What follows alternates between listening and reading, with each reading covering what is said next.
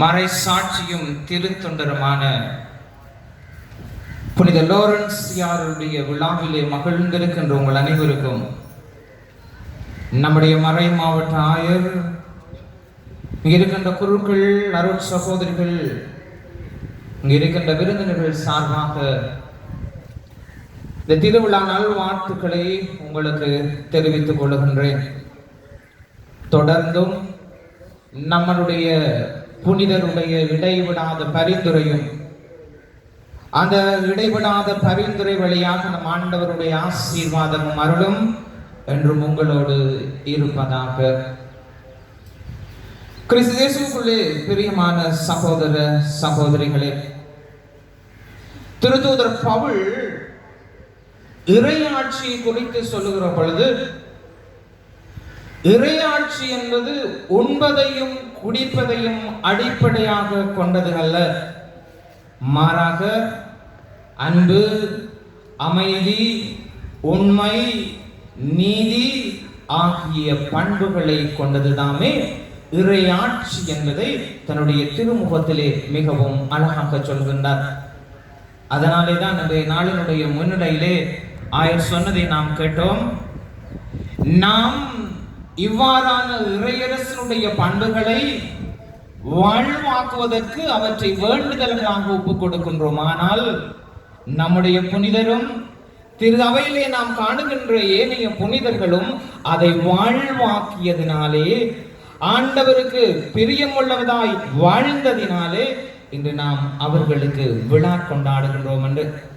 இயேசுவுக்குள்ளே பிரியமானவர்களே, அதே ஒரு உத்வேகத்தோடு, அதே ஒரு வேண்டுதலோடு இன்றைய நாளிலே நம்முடைய புனிதருடைய திருவிழாவை கொண்டாட, அவருடைய அடிச்சுவடுகளை பின்பற்றி இறையாட்சியினுடைய மக்களாக நாமும் வாழ வேண்டும் என்று சொல்லி இன்றைய நாளிலே ஒன்று கூடி இருக்கின்றோம். இயேசுவுக்குள்ளே பிரியமானவர்களே, திருத்தொண்டரும் மறை சாட்சியுமான நம்முடைய புனிதருடைய வாழ்வை ஒட்டுமொத்தமாக ஒரு சுருக்கமாக சொல்ல முடியும் என்று சொன்னால், அவருடைய வாழ்வு என்பது அர்ப்பணம், அவருடைய வாழ்வு என்பது பிரமாணிக்கம். அந்த அர்ப்பணமும் பிரமாணிக்கமும் அவருடைய வாழ்வில் நிறைந்திருந்ததனாலே தான் ஆண்டவர் இயேசுவை இன்னும் அதிகமாக அன்பு செய்யவும், தன்னுடைய வாழ்விலே இவ்வாறான துன்பங்களை, தன்னுடைய வாழ்விலே இவ்வாறான ஒரு மறைசாட்சிய மரணத்தை தழுவ நேரிட்டாலும் மகிழ்ச்சியோடும் மாட்சியோடும் இருந்தார் என்று சொல்லி நாம் பார்க்கின்றோம். இந்த இரண்டாவது வாசகத்திலே திருத்தூதர் பவுல் கொரிந்தியருக்கு எழுதிய திருமுகத்திலே நாம் வாசிக்க கேட்டோம். நிறைவாக விதைப்பவன் நிறைவாக அறுவடை செய்கின்றான் என்று. குறைவாக விதைக்கின்றவன் குறைவாக அறுவடை செய்கின்றான் என்று.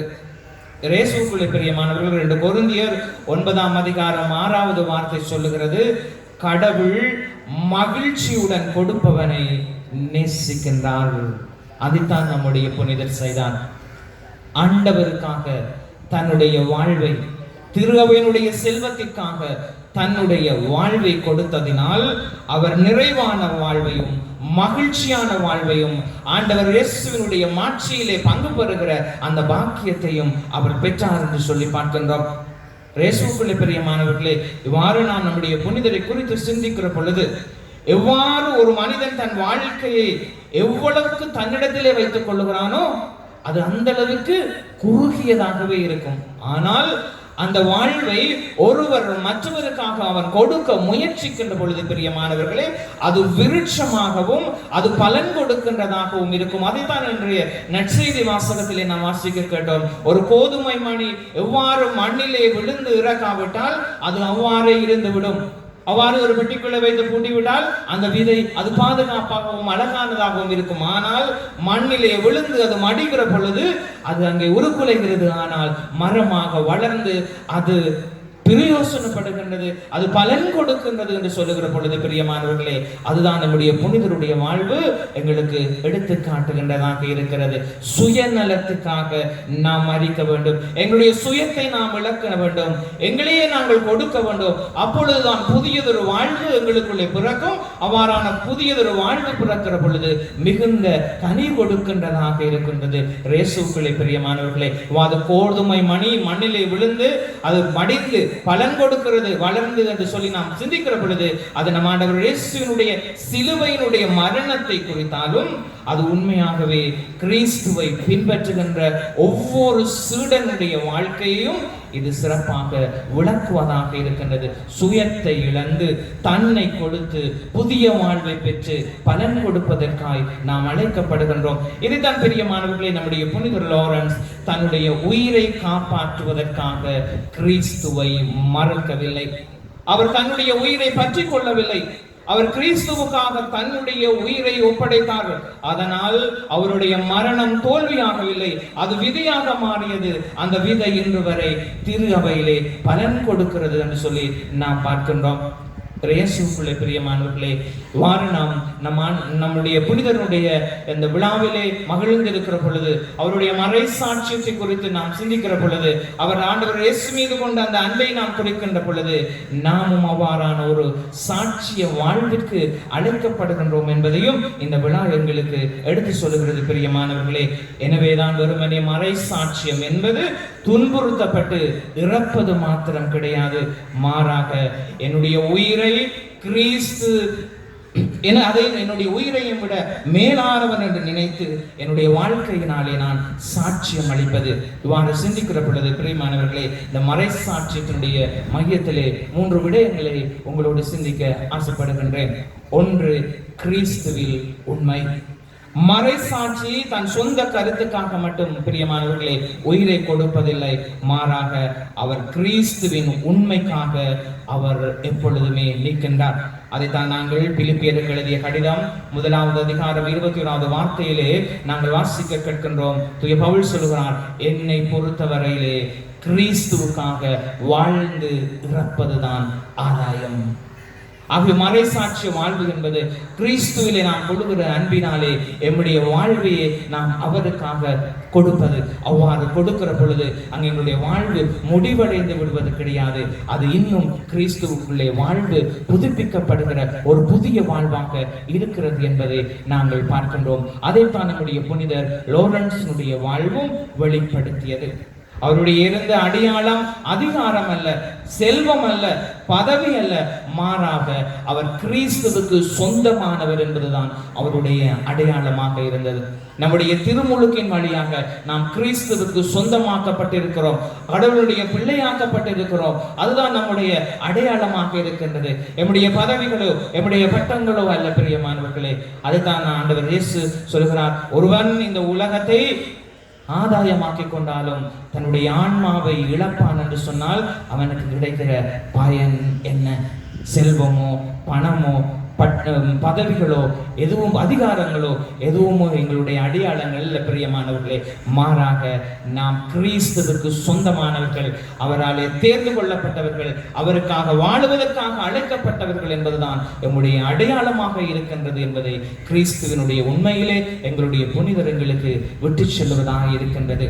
ஆகையினாலே பிரியமானவர்களே, 2வதாக அன்பில் தன்னையே கொடுத்த மறைசாட்சி என்பது மரணத்தை தேடுவதல்ல பிரியமானவர்களே, அன்புக்காக வாழ்ந்து அந்த அன்பினுடைய விலையை செலுத்த தயாராக இருப்பதுதான். அதைத்தான் நற்செய்தி 12ஆம் அதிகாரம் 26வது வார்த்தையிலே பார்க்கிறோம், எனக்கு பணிவிடை செய்ய விரும்புகின்றவன் என்னை பின்பற்றட்டும் என்று சொல்லி ஆண்டவர் இயேசு அங்கே அன்பினாலே தன்னை கொடுப்பதை அங்கே நாங்கள் பார்க்கின்றோம். அதே அன்பினாலே நாம் ஒருவர் மற்றவருக்காக வாழ்வு வருவதற்கு நம்மை கொடுக்க வேண்டும் என்று சொல்லி அழைப்பு எங்களுக்கு கிடைக்கின்றது.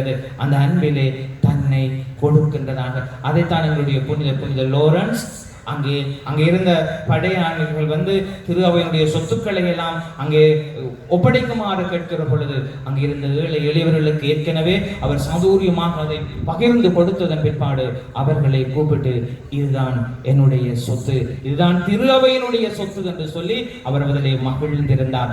அன்பிலே அவர் உண்மையாகவே தன்னை கொடுத்தவராக இருந்தார். இதனால் அவர் மறை சாட்சியத்தை அவர் தழுவ நேரிட்டது. தழுவ நேரிட்டாலும் ஒருவர் மற்றவருக்காக, கிறிஸ்துவுக்காக தன்னை உடைத்து கொடுப்பதுதான் தன்னுடைய வாழ்வினுடைய நோக்கம் என்பதை அவர் அறிந்திருந்தார். இதை நாளிலே புனிதருடைய அந்த திருவிழாவை கொண்டாடுகிற நமக்கும் கொடுக்கப்படுகிற செய்தி அதுவாகத்தான் இருக்கிறது. ஒருவர் மற்றவருக்காக நாம் வாழ வேண்டும். நமக்கென்று சுயநலத்துக்காக நாம் அதை வைத்திருந்தோம் என்று சொன்னால் அது ஒரு குறுகிய வட்டத்திற்குள்ளே நாம் வாழுவோம். ஆனால் அதை மற்றவருக்காக என்று சொல்லி நாம் கொடுக்கின்ற பொழுது அவர்கள் மாத்திரம் அதிலே பயனடைவது கிடையாது. நாமும் அவர்களோடு சேர்ந்து வளர்வதற்கும் வாழ்வதற்கும் மகிழ்ச்சியை அனுபவிப்பதற்கும் ஒரு காரணமாக இருக்கும். இயேசுவுக்குள்ளே பிரியமான சகோதர சகோதரிகளே, ஆக இவ்வாறு நாம் சிந்திக்கின்ற பொழுது நம்முடைய புனித லோரன்ஸினுடைய இந்த மிகப்பெரிய மறை சாட்சிய வாழ்வு ஏழைகளிலே கிறிஸ்துவை கண்டதுதான். ஆகையினாலே அன்பானவர்களே, என்று புனித லோரன்ஸிடமிருந்து நாம் கேட்க வேண்டிய மிக முக்கியமான கேள்வி, என் திரு அவையினுடைய செல்வம் எங்கே இருக்கிறது? நாம் சொல்லலாம் கட்டிடங்களிலே இருக்கிறது, வங்கிகளிலே இருக்கிறது, நிலங்களில் இருக்கிறது, பொருட்களில் இருக்கிறது என்று சொல்லி. ஆனால் புனித லோரன்ஸ் இல்லை, திரு அவையினுடைய உண்மையான செல்வம் ஏழைகளில் இருக்கின்றது. ஏழைகள் என்று சொல்லுகிற பொழுது நாங்கள் பொருளாதார குறைபாடுகளை மாத்திரமல்ல பிரியமானவர்களே, யாரெல்லாம் முழுவதுமாக தங்களுடைய தேவைகளுக்காக கடவுளையே நம்பி இருக்கிறார்களோ ஆண்டவர் பக்கத்திலே அவர்களும் ஏழையாகத்தான் இருக்கின்றார்கள். அதைத்தான் இன்றைய திருவிழாவிலே நாம் சிறப்பாக கொண்டாடுகின்ற வேளையிலே அதை நாம் நினைவு கூர்ந்து அதை நம்முடைய வாழ்வாக்குவதற்கும் அழைக்கப்படுகின்றோம் என்பதை இன்றைய நாளிலே நாம் சிந்திக்க வேண்டியவர்களாக இருக்கின்றோம். ஆகவே தற்காலத்திலே இவ்வாறு நம்முடைய புனிதருடைய அடிச்சுவடுகளை பின்பற்றி இறையாட்சியை நாம் அனுபவிப்பதற்கு எவ்வாறு மறைசாட்சிய வாழ்வு வாழ முடியும்? எவ்வாறு மறைசாட்சிய வாழ்வு வாழ முடியும் என்று சொன்னால் பிரியமானவர்களே, நாம் உண்மை பேசுவதும் இந்த காலகட்டத்திலே ஒரு மறைசாட்சியம்தான். அநியாயமான லாபத்தை மறுப்பது கூட ஒரு மறைசாட்சிய வாழ்வுதான். ஏழைகளுடன் நம்மிடம் இருப்பதை பகிர்ந்து கொள்வதும் ஒரு மறைசாட்சிய வாழ்வுதான். ஒருவர் மற்றவரை மன்னிப்பதும் ஒரு மறைசாட்சிய வாழ்வுதான். அதுதான் ஆயரவர்கள் அந்த தூயாவியானுடைய பாடலிலே இருந்து எடுத்து சொன்னார், பகைமையை நான் மறப்பதற்கு நல்ல அன்பை எனக்கு தாரும் ஆண்டவரே, நான் மன்னிப்பிலே வளர்வதற்கு நல்ல மனதை எனக்கு தாரும் ஆண்டவரே, நீதி நேர்மை உண்மை இவற்றிலே நான் வளர்வதற்கு என்னை ஊக்கப்படுத்தும் என்று சொல்லுகிற பொழுது அது ஒரு மறைசாட்சிய வாழ்வு. நான் மன்னிப்பது, பகைமையை மன்னிப்பது, இது ஒரு மறைசாட்சிய வாழ்வாக இந்த காலத்திலே இருக்கின்றது. தனிமையிலே இருப்பவரை தேடிச் செல்வது இன்றைய நாட்களினுடைய மறைசாட்சி பணி. குடும்பத்திலே சுயநலத்தை விட்டுக் கொடுப்பது ஒரு மறைசாட்சிய வாழ்வு. நமது விசுவாசத்திற்காக கேலி செய்யப்பட்டாலும் கிறிஸ்துவை மறக்காமல் இருப்பது ஒரு மறைசாட்சிய வாழ்வு.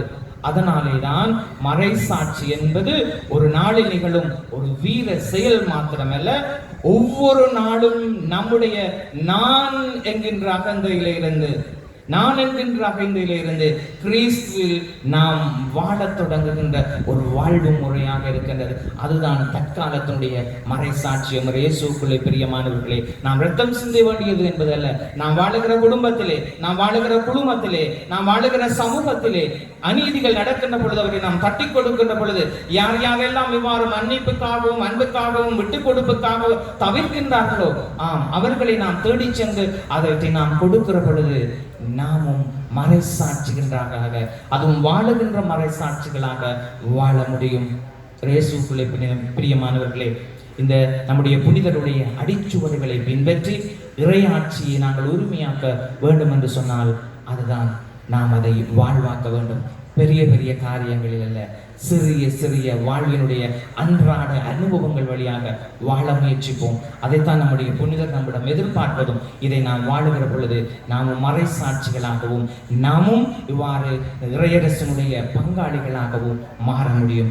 இந்த திருப்பலியிலே அவ்வாறான ஒரு அருளை கேட்போம். என்னுடைய அன்றாட வாழ்விலே நான் எடுக்கின்ற முயற்சிகளிலே, என்னுடைய வேலைத்தலங்களிலே, என்னுடைய குடும்பத்திலே இவ்வாறான சிறிய சிறிய காரியங்கள் வழியாக இந்த இறையாட்சியுடைய பண்புகளை நான் வாழ்ந்து இறையாட்சி இறையாட்சியினுடைய மதிப்பீடுகளை என்னுடையதாக்கி இறையாட்சியினுடைய மக்களாக வாழ இறைவன் தாமே எங்கள் ஒவ்வொருவரையும் பலப்படுத்தி பண்படுத்த வேண்டும் என்று சொல்லி சிறப்பாக தொடரும் வழியிலே மன்றாடிக் கொள்வோம்.